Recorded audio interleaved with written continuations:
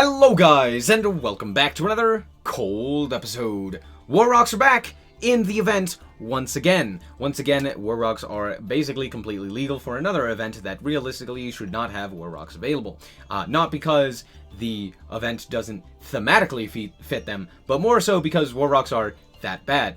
Let's quickly talk about War Rocks. War Rocks, if you don't know, are an archetype that center around the battle phase. They utilize powerful cards such as War Rock Mountain in order to gain them additional advantage by special summoning monsters onto the field during the battle phase or by protecting them from battle. That's it. That's the entire archetype. It's just the battle phase. If you don't go to the battle phase, you die. So, of course, we are playing a going second strategy. So let's quickly do the card by card and the explanations. Forthia, when an Earth monster battles after damage calculation, you can add a War Rock card from your deck to your hand. This is how you search cards. It's really bad. That's why it's, a going second archetype and why it's really bad. Anyway, Forthia is your best card. Or best monster. Doctos is a free special summon. If you normal summon an Earth Warrior monster, you get a special summon this guy from your hand, which is very nice, and it gives you access to rank 4 plays, as well as additional link material.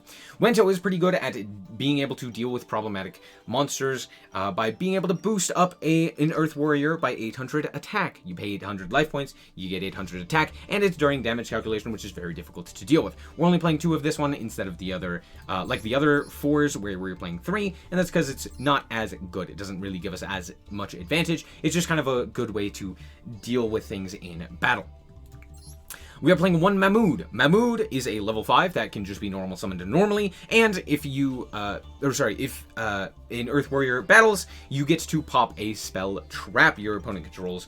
Now, both of these, notably, happen during the damage step, which means that things like Ash Blossom or Imperm or what have you aren't going to be activatable at that point, meaning your opponent has to interact prior to you doing that, which means that oftentimes they won't, and you just get a free search or you get a free pop, which is very funny.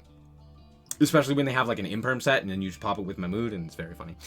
Next up, we have our Meteoragon. Meteoragon cannot be destroyed by card effects. Also, if it attacks, it can negate the effects of the monster that it attacks. And during a battle phase where an Earth Warrior battled, quick effect, you can make all Earth Warriors gain 200, and this card can make 2 attacks on monsters during that turn. This card is pretty bad, but it can be summoned off of all of the level 4s because they have the ability to float when destroyed, specifically from the monster zone and into the graveyard.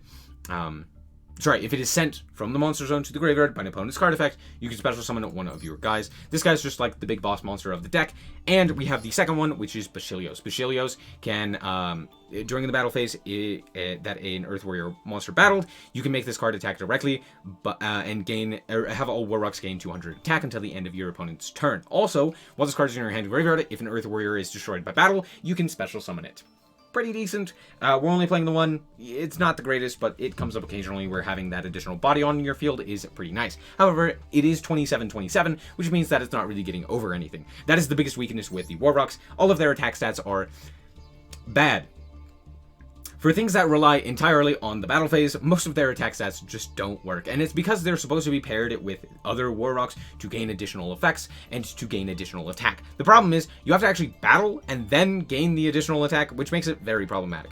This is where something like War Rock Mountain comes in, allowing you to add a War Rock from your deck to your hand, as well as at the start of the battle phase, if you control only warriors, you are able to special summon a War Rock monster from your hand with a different name from cards you control, and if a warrior monster you control would be destroyed by battle, you can send this card to the graveyard instead, a replacement effect, which is very nice. So you can kind of crash into something with your War Rock Mountain and go from there. However, that's it. That's all this card does. And this deck entirely relies on seeing this card, which means we need as many ways to get to it as possible. Luckily, we have a War Rock Medium, which basically just allows you to set this card from the deck during the main phase, and then also on top of that, you could set any of your other spell traps, which we're playing a few of. But yeah, then it has another effect which doesn't really ever come up or matter. So there's that. That's basically it. We're also playing Dignity, which is kind of a negate sometimes, and we have one Generations, which you don't need to worry about because it never really comes up. But yeah, it's kind of there. As for the rest of the cards in the deck, we're playing a bunch of going second cards, Maxi, we're playing 2 Imperm, we're playing triple Lightning Storm, we're playing double Pank and triple Gamma Seal. Gamma Seal, notably, we can actually walk over with a Wento, which is very nice. If you activate the Wento effect, you can walk into it, so it's very easy to deal with. So yeah, that's why we're doing that. And then, of course, the one Harpy's Feather Duster, and we have a bunch of warriors, so we're also playing the Rhoda. And then, of course, we also have triple Pot of Extrav, because we don't need our extra deck. Technically, we kind of do, but we kind of don't. The most important thing is something like a Baguska, but even then, we don't really need it. And then we have the one Pot of Prosperity as well, and then double Called By. Pretty standard for Yu-Gi-Oh! Notably, we're not playing Ash because we don't really care too much about things like the Max C, and Ash just isn't very helpful just in general in a going second build. It doesn't really do enough. Sure, it can stop decks, but that's normally on like very unplayable hands, and yeah, it just kind of doesn't do enough. Imperm at the very least can be played on your turn or the opponent's turn to kind of force out a negate, which is very nice. As for the extra deck, most of it doesn't matter. The things that matter are Baguska and the Cerberus. Like the Nightmares are pretty good. BLS is pretty nice. Ausa came up once. Most of it is not very useful, but alas, just kind of like throw things in there for the event. Anyway, that's going to be it. Let's hop into the duels and show you how this deck performs.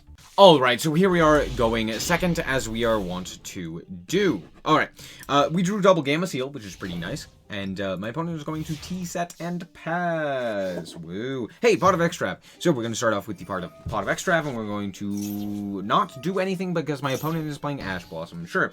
Well, we're going to give him a Kaiju and reveal that they are on Speedroid. Okay. Cool.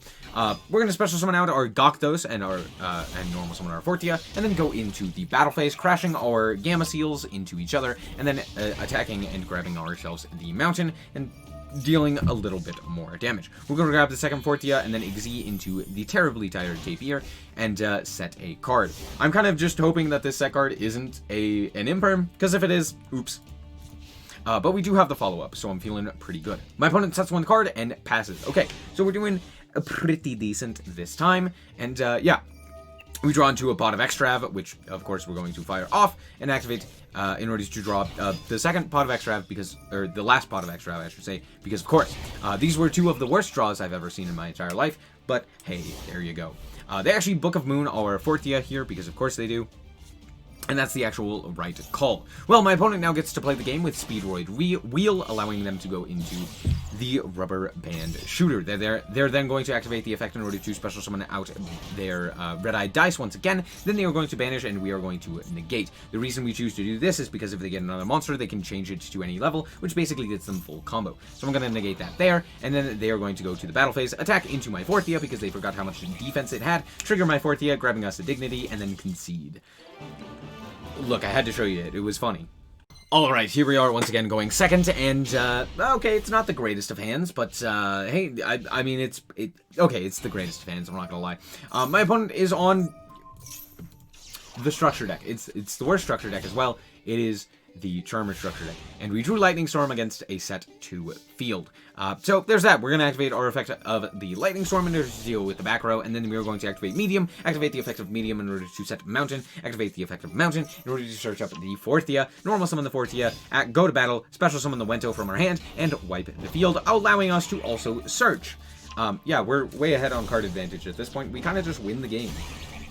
So we're going to attack in. I'm going to set the Dignity and pass. So yeah, it's just kind of Dignity pass, but I mean, what else is our opponent going to do? They're going to set a card and pass the turn. Cool. Yeah, well, Charmers, you know, they're not really going to do much.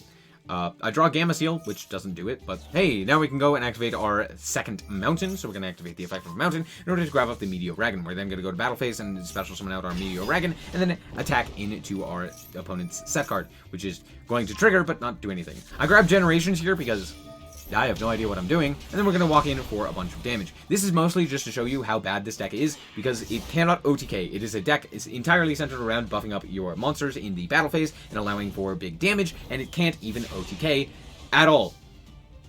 I have, like, the most amount of damage I could probably put out in 2 turns. Anyway, I'm going to give them a Gamma Seal. They're going to then special summon out their Ida and to try and pop my Meteoragon, which is, look, you have one thing that you need to do. You have one card that you need to not target, and it's this one. This is the one card you want to not target, and you did it anyway.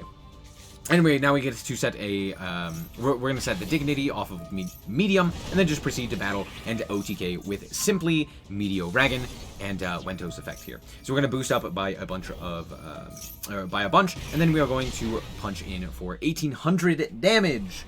Well over lethal. Good game. Alright, here we are, again, going second, because of course we are. We always want to go second, and our opponents are always going to let us go second. And, yeah, out comes the Earth Machine. Okay, cool. Pretty interesting. We do have the Imperm, so we're going to Imperm this right here. The Brutal Dozer just seems like the best. Oh, and that's the end of the turn. Okay, yep. Yep. Alright, this duel is like the one duel that I had that was actually pretty decent. I dueled quite a few times with the Warrocks. The thing with Warrocks is, as a going second deck, you don't really get that many interesting duels. Anyway, we do have Maxi, so, you know, there's that. But I'm also playing Warrocks, so there's that. And my opponent is going to now activate a Mage Power on a Shiranui Samurai Saga. This is... It's too good, right? I have to show you this. We drew into a double Gakdos, but that's fine. We're going to go and wipe their field because I just kind of need to. Otherwise, I can't do damage, which means that I can't search with the Forthia. So there's that. We're going to punch in and deal a bunch of damage, putting them onto 4,200 life points, and then go for medium. Medium activate the... medium grab up Mountain. Mountain grab up Forthia, so that we can then normal summon on the following turn. We're going to set the Imperm and pass, and just kind of hope that the Imperm is enough to take us to the next turn. They're going to go for the Shogun Saga here. And they are going to decrease the attack of our Gakdos. They are then going to go and grab up Spectral Sword, which I believe they drew into, which is why they discarded the Samurai instead of something else. And then they are going to go and special summon out their 6 as well as their 2 into defense. They're then going to go to battle, and I'm going to special summon the Wento and protect my Gakdos with the Mountain, which they decided to attack into. This will also trigger my Forthia to search out Dignity. So we're searching out the Dignity here, and out comes the Sun Saga. Now, I decided to not Imperm this because I kind of need to be able to deal with it on the following turn, and it is kind of difficult to out, seeing as how it can just banish for cost. Or, sorry, banish as like a replacement effect. Instead of a card going to the graveyard, it banishes a Shiranui, which doesn't really have anything good that it would banish. I guess like this one, you could target one of your banished monsters, special summon it. Return it to the grave, which I don't think... I guess... Squire goes to the grave. It's not really that big of a deal, but yeah, I'm like, okay, they can pop the Imperm. Either way, I think I just need to save the Imperm no matter what for the following turn. And yeah, they didn't pop the Imperm, they popped the Medium, which is probably the correct choice. Anyway, we're gonna go for the Fortia here. Normal summon normal summon it and activate the Gakdos in order to grab up that. Then we are going to Imperm our opponent's Sun Saga. Now, I sat here for a while trying to figure out how I could best OTK, and I finally realized, oh, wait, Cerberus is a card. I legit just forgot about Cerberus for a really long time. I was like, oh, we can go into, like, BLS and we can walk over something and then banish it, but then we don't have lethal on the field, or we could potentially, like, go into, like, Diamond Dire. Maybe Diamond Dire has the ability to get us to lethal, but no, it's not quite. Maybe we normal summon the Basileos, so at the very least, we can, you know, if we Tribute 2, we can go into this guy and then have the ability to have him be untargetable, but then I just realized, oh yeah, we have Cerberus, and so we just pop the Sun Saga, sending the Basileos, and go to battle, and now we have lethal. Yeah, it is a struggle coming up with lethal here. Now, to be fair, Maxi probably did win us that game. Maybe. But yeah, Warrocks, you know, not really the greatest, but hey, it's funny. We are back with the deck, and honestly, this deck is very fun. I thoroughly enjoy playing it, even though I very rarely win with it. It is just very enjoyable. We threw in the Panks, which I previously wasn't playing. Pankratops is absolutely crazy. You could just kind of play Pank Control sometimes, and in all honesty, I'd probably play this at 3 if I could. Alas, I am poor, and do not have the necessary UR materials. Other such notable things would be like adding in better Z monsters, like rank 4s, that we have access to. For example, things like Emerald would actually be pretty good. Gaga Cowboy, most notable is Tornado Dragon. Having access to that one would be the best. But then, of course, like adding in, I mean, just about anything. Even Gemnite Pearl probably could be worth it. I'm lying to you. That's just a joke. Yeah. Drident, and you could do like the Zodiac stuff with that if you wanted to. You know, stuff like that. But all in all, the deck is fine. It works. It functions. It's actually pretty cheap if you already have things like Pink. You could just play the Meteor Dragon, and you don't have to play the Shilios, and then it's just a bunch of SRs, and it's not even that many SRs as well. It's like, what, 5? It's, I think, like 10? Maybe? Yeah, I think it's 10. And then a bunch of generic cards. It's not like you need to pay for the extra deck. You can basically throw in whatever you need to. So yeah, honestly, if you want to have some fun and play a really bad deck, I'm gonna actually suggest this one for this event. It's not very good, but it is very funny. So anyway, that's going to be it for this episode. I hope that you guys did enjoy. If you did, like us very much, we'll appreciate it. And if you want to check out more content like this as well as more Yu-Gi-Oh, then just be sure to subscribe. Anyway, thank you guys so much for watching, and remember to always stay frosty. Bye bye. Shout out to the Frost Guard, my members. Thank you guys so much for the support, and I hope you enjoy the content.